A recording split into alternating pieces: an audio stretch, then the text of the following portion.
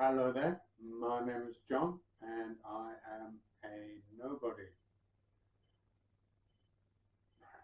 This one is about having your photograph taken, and most of us know how it's done.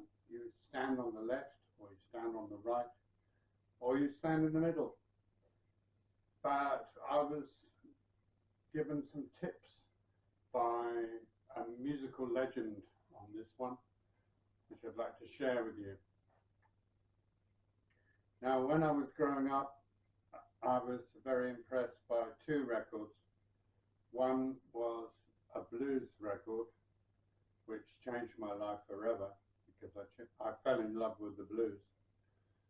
And the other record was a single by the Faces, which also changed my life because I was never the same again. The B-side was a lovely song by Ronnie Lane called Debris, which was about his father. And I didn't know this. I asked the keyboard player of the record, who I had the huge privilege of playing with, and he told me that it was about his father, Ronnie Lane's father.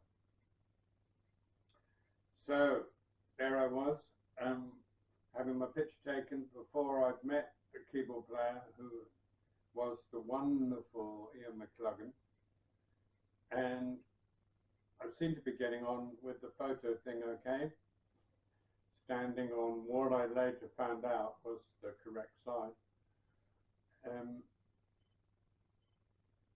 I fell in love with music, and years later I found myself in the studio with the keyboard player Ian McClagan, who was just a wonderful man, and he told me a lot about getting my photo taken. He said, always stand on one side, on the, what side would that be? Yeah, the left-hand side, so that when your photo's taken, it doesn't matter who you are standing next to, could be a king or a queen, your name will always come up first.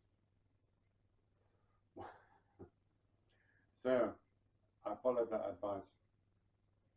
We were playing in the studio in England and recording a track. Well, it was actually two tracks. The singer, Nicky Sutton, was very clever in a sense because he'd done this long jam, and it was enough to make two songs.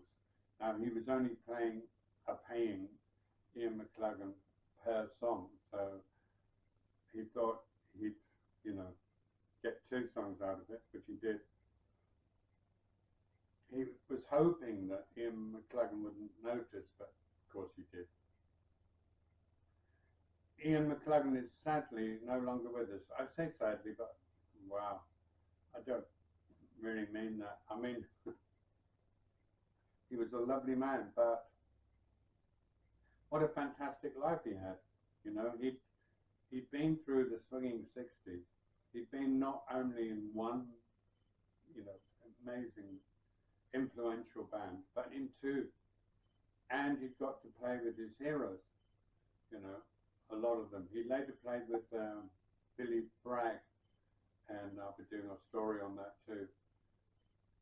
A wonderful, wonderful man, and a great keyboard player, and he's certainly worth remembering.